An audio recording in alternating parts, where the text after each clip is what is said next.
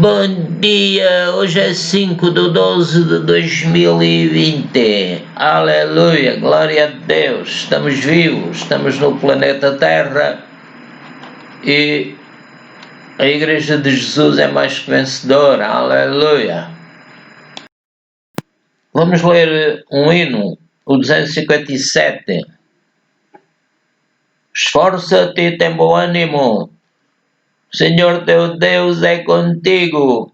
Ele é contigo por onde quer que andares.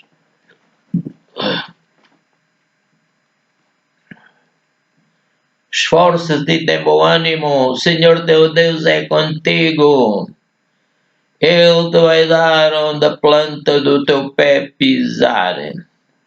Esforça-te e tem bom ânimo. Nenhum se susterá diante de ti. Esforça-te e tem bom ânimo. Ele não te vai desamparar. Aleluia. Obrigado, Pai, Filho e Espírito Santo, porque Deus está contigo por onde quer que tu andares. Nem a espada, nem o perigo te podem fazer parar. Esforça-te e tem bom ânimo. Esforça-te e tem bom ânimo. Esforça-te e tem bom ânimo. Esforça-te e tem bom ânimo. Aleluia. Vamos fazer a gravação de uma mensagem cujo título é Pela regeneração ou novo nascimento recebemos novos desejos. Vamos ter o auxílio dos comentários da Bíblia, editado pelo falecido professor F. Davidson, MADD, etc. Edições Vida Nova, Rua António Carlos Tacconi, 75, Caixa Postal 21486, 04698, São Paulo, SP Brasil. Glória ao Senhor. Vamos lá. A lei, o título dos comentários é: a lei é dominada pela graça. A lei, embora revele e excite o pecado e cause divisão na personalidade, é ainda no seu propósito santa e boa. Seria amiga do homem se tivesse permissão de operar, mas é enferma pela carne. Verso 3 de Romanos 8. Contudo, mediante Cristo é forte e, contudo, é forte e condena o pecado na carne, porque Cristo é absolutamente justo e reside em nosso íntimo. Aleluia, glória a Deus. Também estamos em Cristo e por esta união cumprimos a lei. Versos 1 e 4. A obediência de Cristo é a nossa obediência. Satisfazemos deste modo os reclamos da lei e desarmamo-la. Assim, neste capítulo 8 de Romanos, o apóstolo traça o curso da vida cristã, na qual a graça triunfa sobre a lei e os crentes experimentam livremente, o livramento do pecado.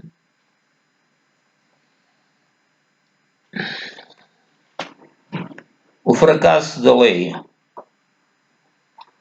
O sistema anterior de vida mediante obediência à lei manifestamente nunca logrou êxito.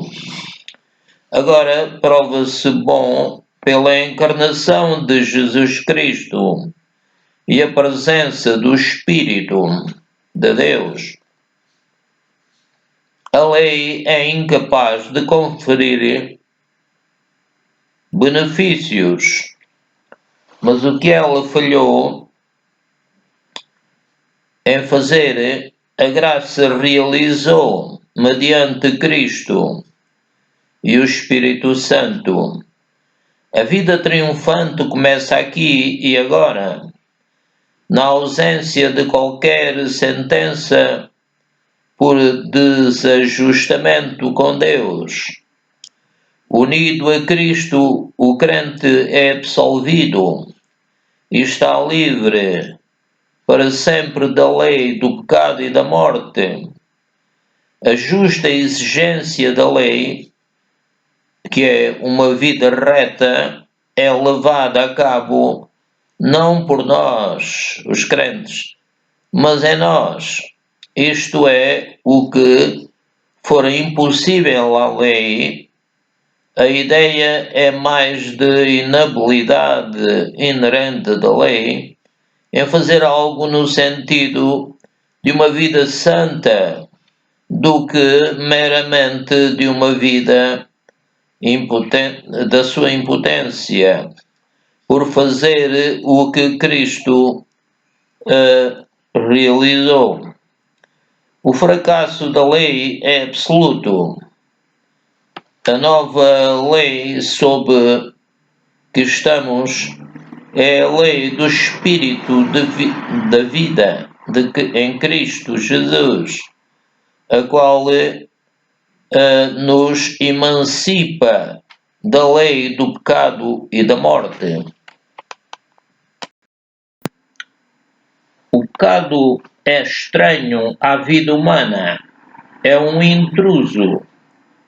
Enviando o seu Filho em semelhança da carne pecaminosa, Deus enfrentou o problema do pecado. Paulo não quer dizer aí que Jesus assumiu carne pecaminosa, como se toda a carne fosse manchada ou corrompida pelo pecado. Os evangelistas são bem claros acerca do advento de nosso Senhor Jesus Cristo no que diz respeito à sua concepção. Ele foi gerado no ventre de Maria pelo Senhor Espírito Santo. A santidade do menino Jesus é acentuada tanto por se originar do Espírito Santo, quanto por ser ele, Jesus, em si mesmo santo, conferiu Lucas 1, 35. A carne de Nosso Senhor era a da verdadeira humanidade, não degradada, da intenção divina. Seu corpo era apenas na aparência de carne pecaminosa. Foi dito por Moffat, e não na própria carne pecaminosa que herdamos de Adão. A ideia de Paulo aqui é que o Pai, Deus, enviou seu Filho para enfrentar a questão do pecado nas mesmas circunstâncias e ambiente em que a raça humana em Adão fora derrotada. Esse combate oferecido ao pecado implica tudo o que Jesus era, disse e fez para condená-lo em seu próprio corpo no madeiro. Conferir capítulo 3. Como oferta pelo pecado, conferir também o capítulo 3, 25.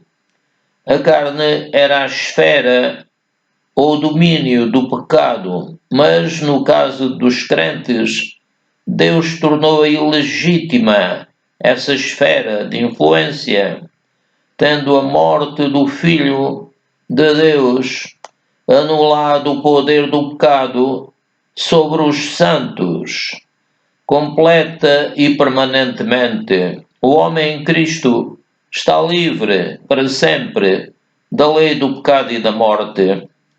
A justa exigência da lei, verso 4, uma vida íntegra é realizada não pela lei, porque esta falhou, mas pela graça.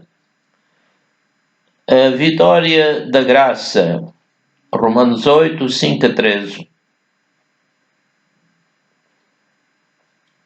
O apóstolo prossegue a descrever a vida da graça como sendo do Espírito, contrastando-a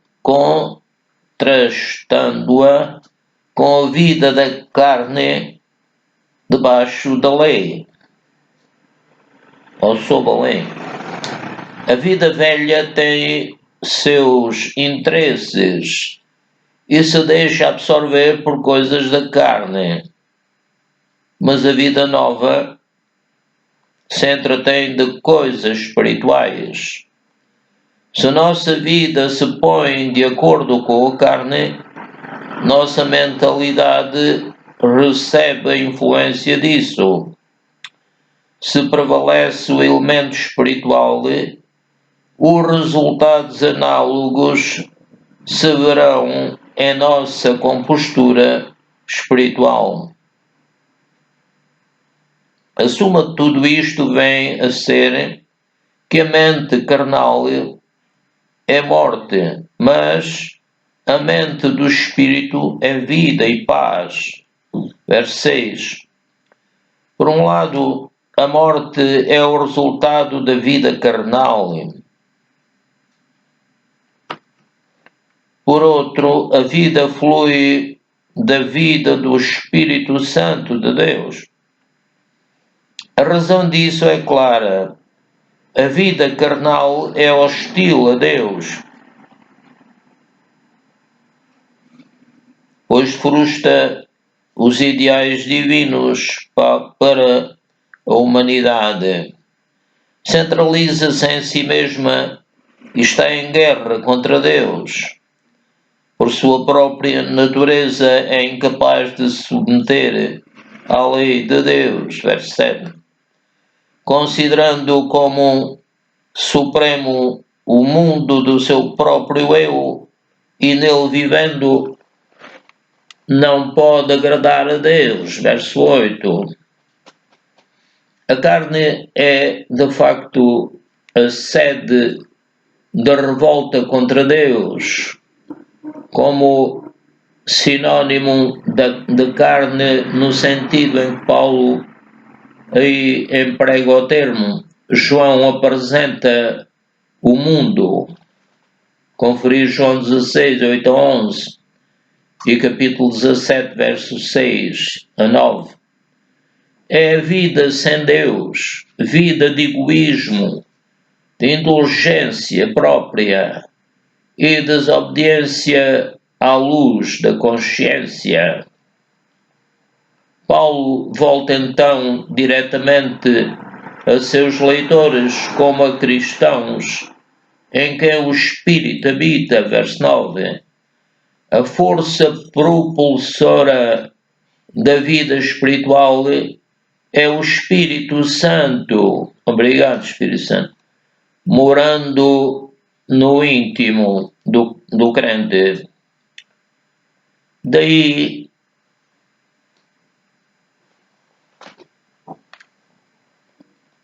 a vitória da graça sobre a lei. Porque pela graça, mediante a fé, o Espírito neles está e eles no Espírito. Note-se aqui a preposição em, característica de Paulo, usada por ele no sentido metafórico de união ou comunhão com Deus em Cristo por meio da fé. Romanos 8:11 e 9:1. 1 Coríntios 3:16. Conferi 1 Tessalonicenses 4:8. O Espírito de Deus, o Espírito de Cristo. Verso 9. São expressões que se usam uma pela outra.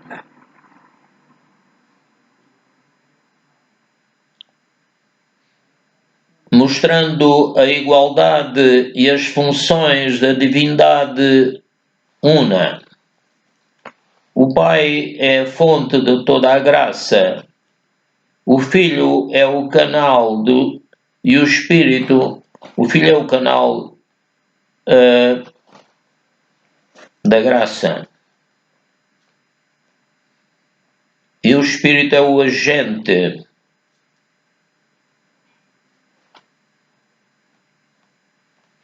O Filho é o canal da graça, o Espírito, procedendo do Pai e do Filho, é o agente. O critério pelo qual se julga um crente é a presença íntima desse poder propulsor, sem cujo dinamismo do Espírito Santo de Deus, não pode haver comunhão com Deus.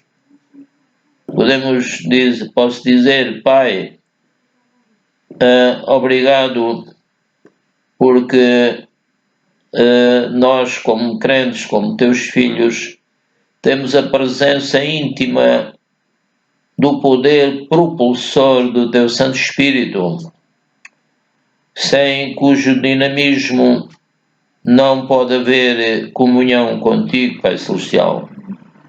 O corpo está morto por causa do pecado, verso 10. Estas palavras têm sido interpretadas como significando que nossos corpos estão destinados à morte como castigo do pecado, ou que eles, unidos a Cristo, participam da morte de cruz e reconhecidos assim como mortos, estando paga a penalidade, ou ainda que nossos corpos estão mortos para nós mesmos, como instrumentos do pecado.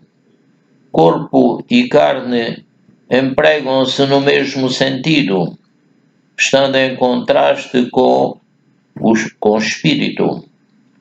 Esta última interpretação parece ser a melhor por se harmonizar mais com o contexto, conferir as frases corpo do pecado, Romanos 6:6, e corpo desta morte, Romanos 7:24.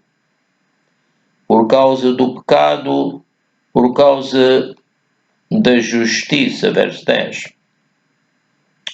É outro modo de expressar a vitória da graça sobre a lei. Nada senão a morte está no velho procedimento do pecado.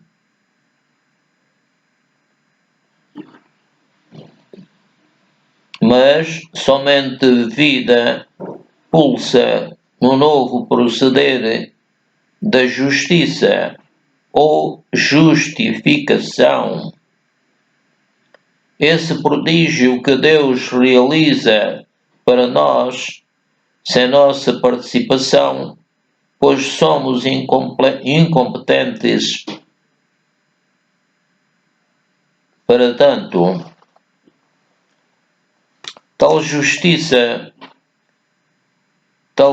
justificação, aliás, por atribuição judicial de justiça a nós, da parte de Deus, é a base dessa justiça moral como resultado da recepção das bênçãos de Cristo. A declaração do verso 11, acerca do Espírito é análoga à que foi feita no verso 10, a respeito de Cristo. Isto torna o versículo de muitíssima importância para o conceito trinitário de Deus, tão vital e indispensável a um verdadeiro conhecimento cristão. Os versos 12 e 13 constituem um à parte exortativo. Os irmãos de Roma são admoestados juntamente com o pregador a não continuar cedendo aos baixos instintos, como se fosse isto necessário, conferir Romanos 1, 14 e Romanos 13, 8. Mas a prosseguir vivendo para o Espírito Santo, mortificando toda a ação egoística e ganhando assim não morte, mas vida real. O alvo da graça, Romanos 8, 14 a 17. A filiação com Deus é o fim glorioso de toda a vitória da graça, guiados pelo Espírito de Deus. Verso 14. Aqueles cujas vidas são dirigidas pelo Espírito Santo estão de facto em relação filial para com o Pai, a partir do momento em que receberam o mesmo Espírito. Estão investidos de uma dignidade que lhes dá direito a privilégios, conferiu o conceito que Pedro faz do cristão como sacerdócio real, 1 Pedro 2,9. A aceitação voluntária e cordial da direção íntima do Espírito na conversão coloca-os longe de retornar a um estado de escravidão ao medo. Verso 15. Na vida velha viviam temendo a maldição da lei. O espírito de escravidão, verso 15, não é o espírito humano, nem o divino, mas é a índole, disposição de ânimo ou estado. A frase correspondente, o espírito de adoção, verso 15, é delicadamente ambígua e pode ser a condição permanente de filho ou o espírito humano cônscio da relação filial ou o Espírito Santo como o criador de verdadeira condição de filho. Qualidade de filho significa estado de adoção, uma posição conferida a alguém para o qual essa posição não é natural.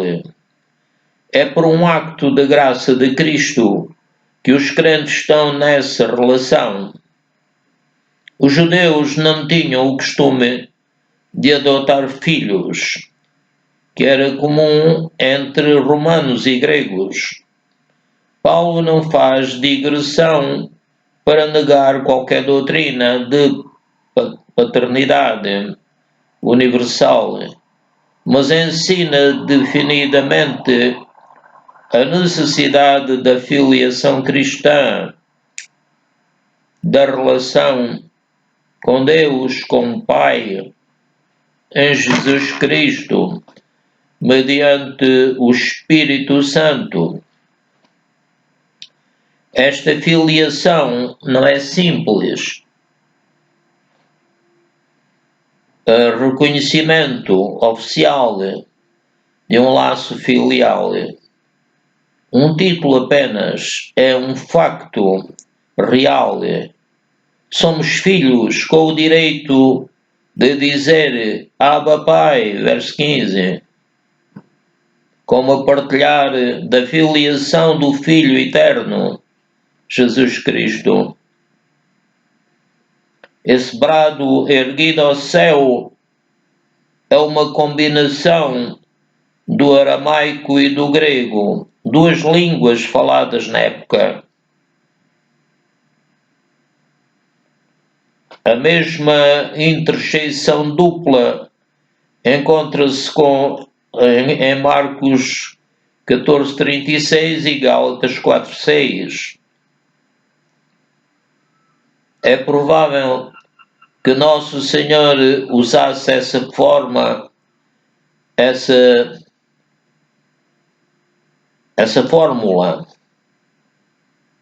tendo os apóstolos seguido seu costume.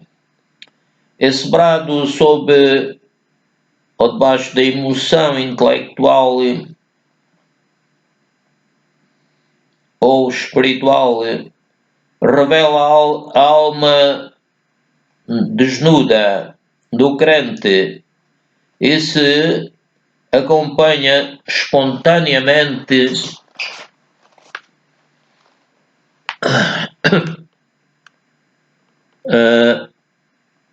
do testemunho corroborante do Espírito Santo sobre essa filiação real.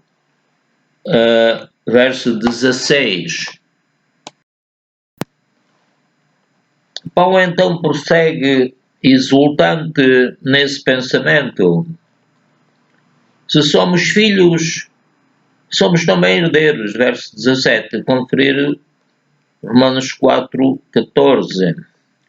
A ideia de herança percorre o Velho como o Novo Testamento, conferir Números 26:56, Salmos 25:13, Isaías 60:21, Mateus 5:5, Mateus 21:38, Gálatas 3:29 e Gálatas 4:7.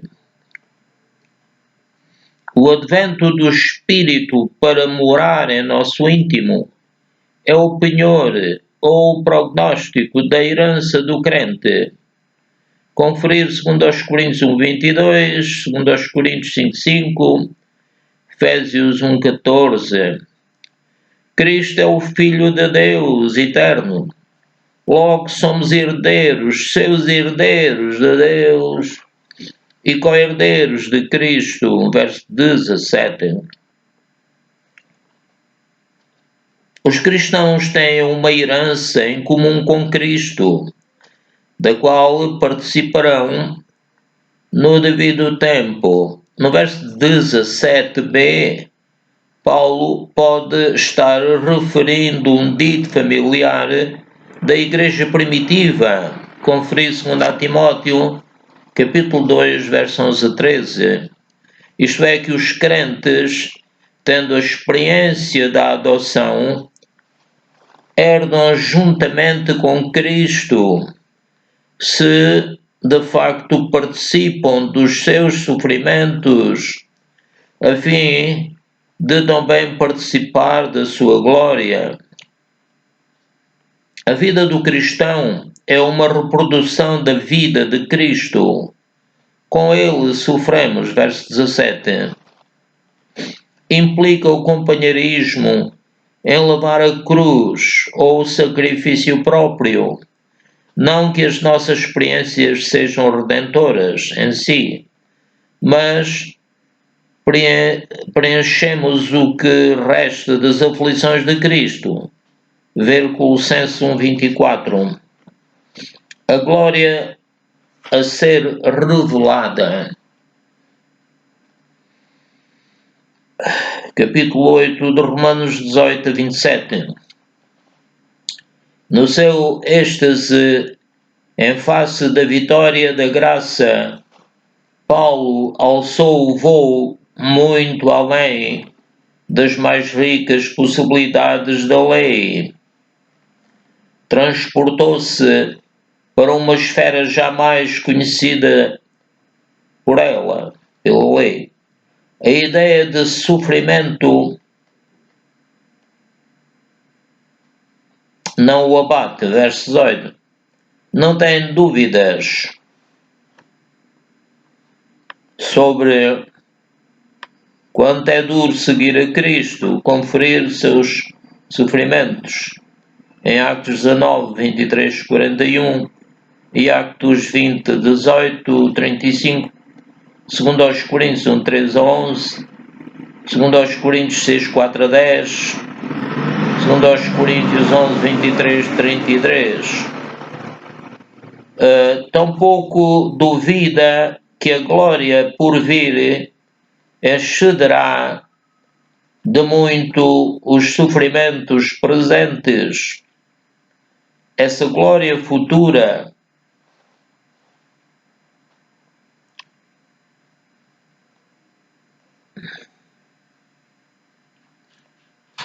ou a manifestação final de Deus em Cristo não será simples visão objetiva, mas uma transformação subjetiva do caráter do crente. Conferi 2 Coríntios 3,18, 1 de João 3,2. A certeza da glória futura não é uma comoção passageira de otimismo. Paulo confirma sua confiança com o testemunho de 3 factos. Primeiro,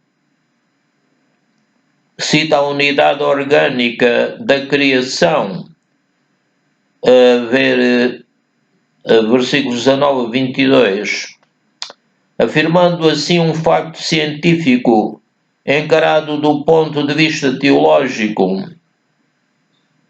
O homem e a natureza estão de tal modo intimamente relacionados que, como pelo pecado a natureza sofreu com ele, assim pela livre graça que ajusta suas relações com Deus, a natureza também participa da esperança de um reajustamento ou perfeito acabamento.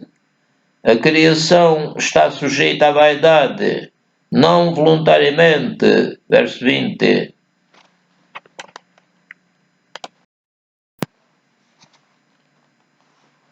O homem caiu por sua livre vontade, mas o universo caiu automaticamente e não voluntariamente. Se corrompeu com ele de acordo com o decreto de Deus. Sua sorte foi tornar-se sujeita à vaidade. Verso 20. Ou receber a maldição da futilidade, insatisfação ou deficiência. Todavia, não sem esperança de livramento.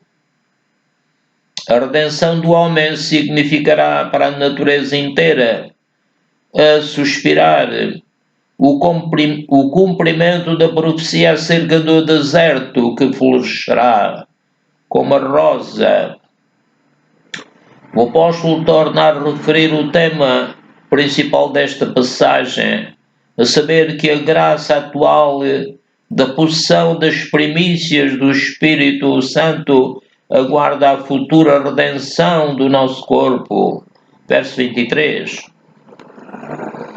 Numa expectação idêntica e fervorosa da redenção do mundo visível, os crentes que têm a experiência do penhor do Espírito, o antegozo do seu penhor, do seu poder transformador, também suspiram, porque o corpo se liberte do pecado e seu ambiente. A ressurreição será a etapa final da filiação com Deus. Aleluia.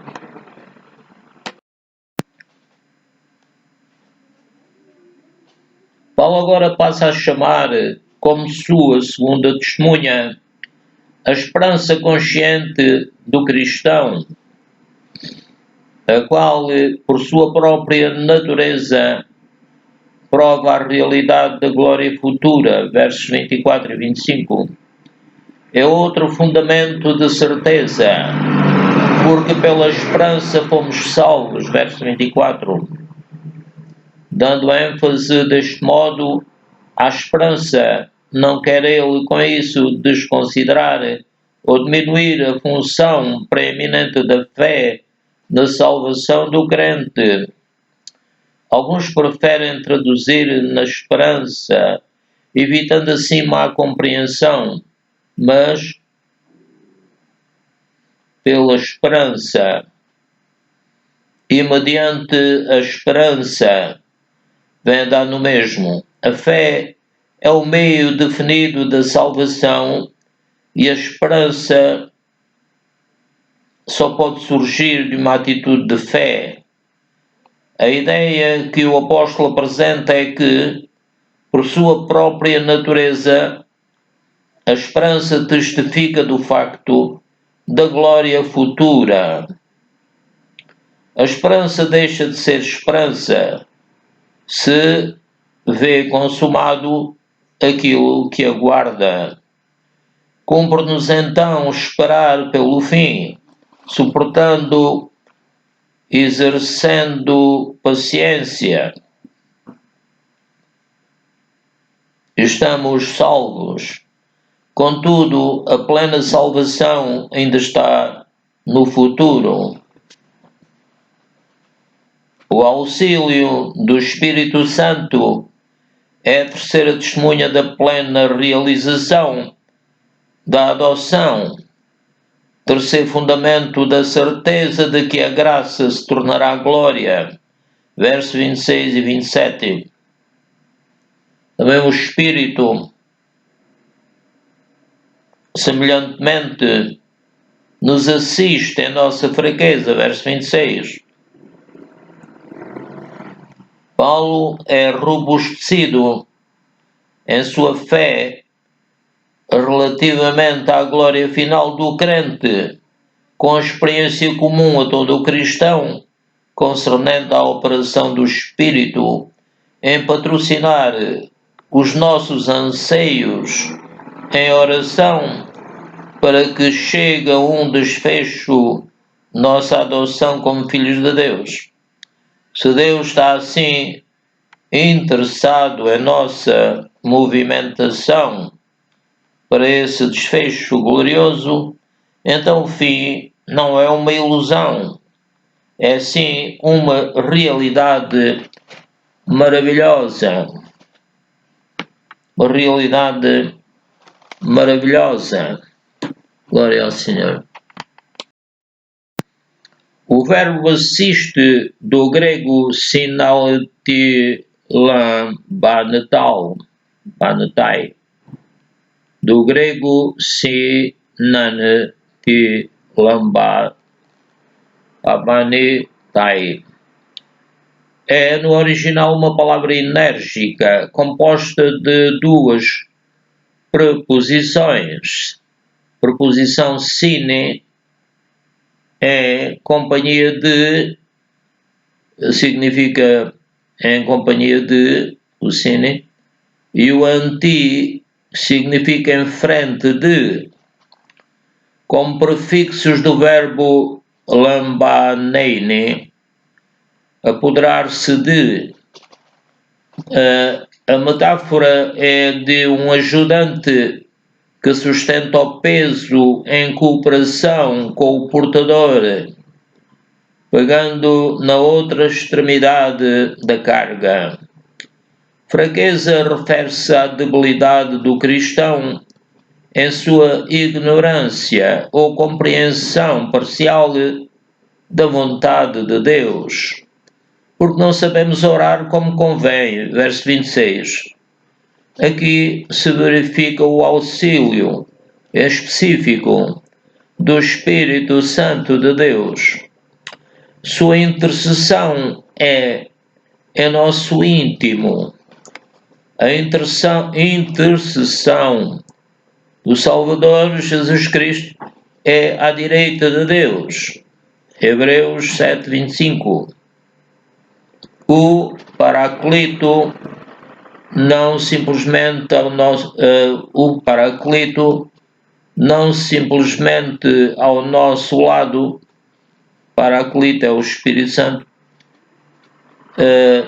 não simplesmente ao nosso lado, mas habitando em nós, fortalece-nos, energizando, inspirando os anseios inarticulados da alma no sentido da plena filiação de justiça, transmitida como fruto de justiça imputada. A intercessão divina dá expressão aos nossos suspiros e nessa intervenção logra bom êxito. Nosso grande anseio pela consumação é levado ao trono de Deus. Aquele que sonda os corações, verso 27, é Deus mesmo, omnisciente,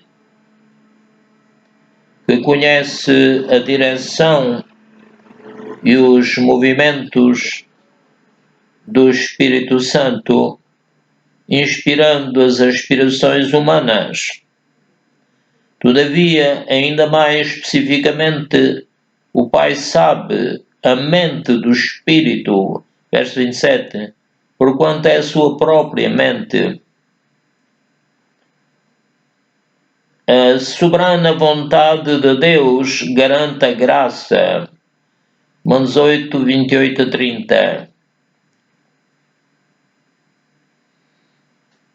O espírito humano e o espírito divino e o divino espírito, harmonizados numa vontade, são de facto, afirma o Paulo neste parágrafo, realizando a vontade de Deus que abrange todas as coisas.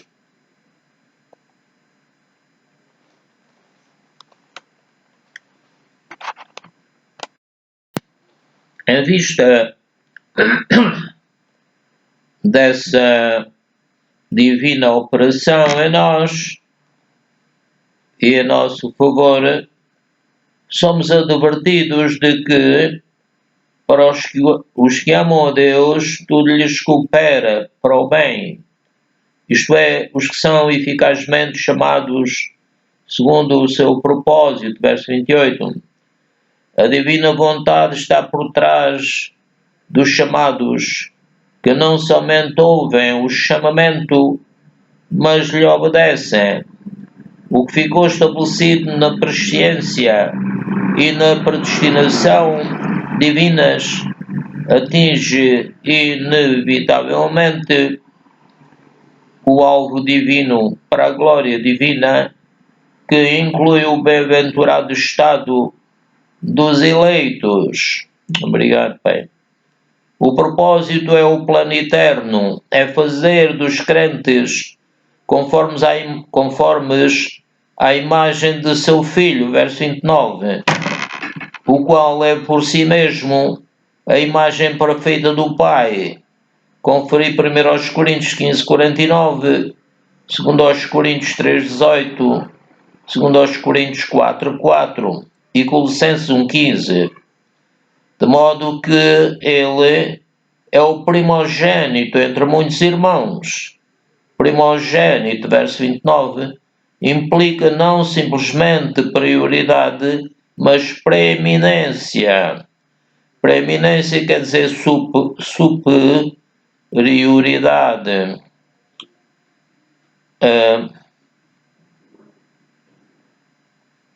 No meio da multidão de irmãos redimidos, Paulo revela as etapas do decreto divino e sua realização, a ordem eterna esperando no espaço é presciência, depois de predestinação.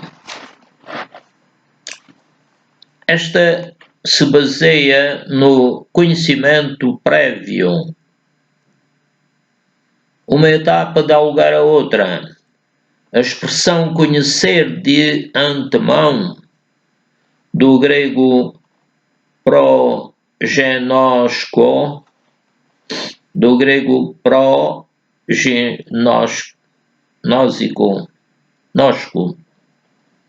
significa unir-se antes com alguém. Isto foi dito pelo Kremer, página 161. A ideia é de uma associação pessoal e pré-temporal, no sentido dinâmico e não estático, visto que é a origem prolífica de atividades. Prolífica significa que produz filhos da mesma espécie. Prolífica de atividades subsequentes. Assim, conhecer de antemão alguém é entrar em comunhão com a finalidade de lhe conferir um favor especial, enquanto que predestinar decide que esse favor assuma o aspecto da filiação em Cristo. Presciência, segundo o uso bíblico do verbo conhecer, conferir Salmos 1, 6, Salmos 144, 3, Oséias 13, 5, Amós 3, 2, Mateus 7, 23, João 10, 27, 1 Coríntios 8, 3, Gálatas 4, 9, implica favor ou graça, como o eterno começo de todos os outros processos de salvação, interpretação, esta que concorda com toda a teologia paulina. Então, o decreto divino entra no tempo e se manifesta como chamada, justificação pela fé e, por fim, glorificação. Verso 30. Esta miraculosa consumação planejada na eternidade realiza-se em nossos corações crentes, com a promessa de terminar entre louvores no estado da santificação aqui e de glória no além. Um hino do louvor, Romanos 8, 31 a 39. Com o hino triunfante do louvor, Paulo encerra a análise do curso da vida cristã, que se desenvolve em âmbito fora do alcance e poder da lei. Se Deus dirige o nosso destino, nada mais importa a nós, que somos da família da fé. Ele deu o seu próprio Filho e, com o dom maior, certamente virá o menor. Não poupou o seu próprio Filho, verso 32. Isto lembra o sacrifício de Abraão, Gênesis 22, 16.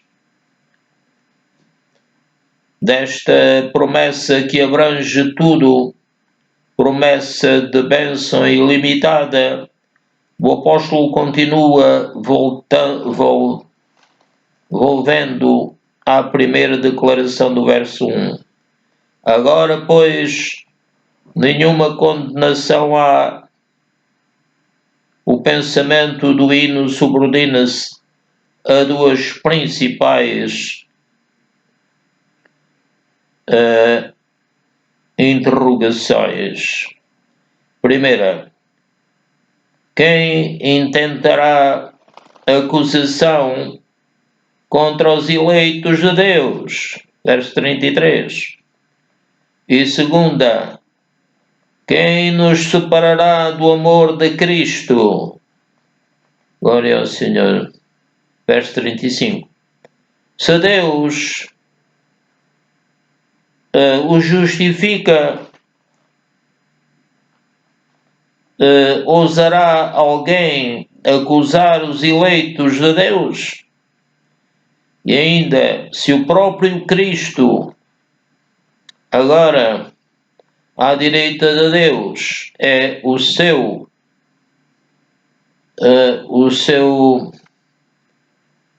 constante advogado,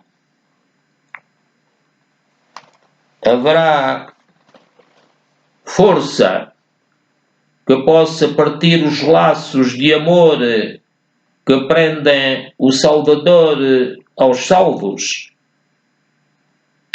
Não pode haver acusação contra eles, nem pode haver dissolução dos laços redentores. Em sua confiança extasiada, Paulo desafia toda a oposição imaginável. Há duas classes de opositores. Primeiro, ele alinha adversidades temporais, 35, experimentadas geralmente pelos que professam fé em Cristo,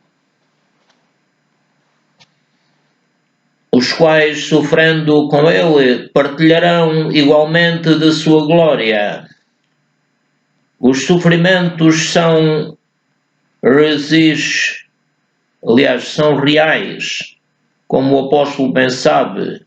Conferir Romanos 16:4, 1 Coríntios 4:11, 1 Coríntios 15:30, 2 Coríntios 11:26 e 27. Conferir Atos 12:2 e, para ilustrar o seu caso, cita o Salmo 44:2 da Septuaginta.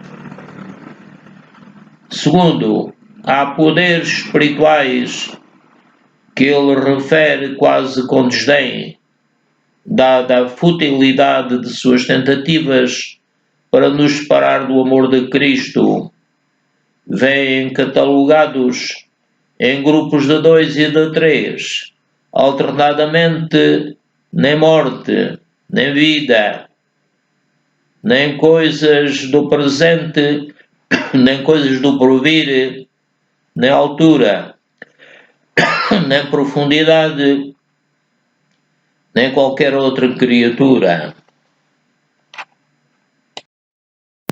Cristo venceu todos os inimigos e pô-los debaixo dos seus pés. Aleluia! A gloriosa consumação desta vitória é Deus ser tudo em todos. Conferir 1 Coríntios 15, 24 a 28. Aleluia! Glória a Deus!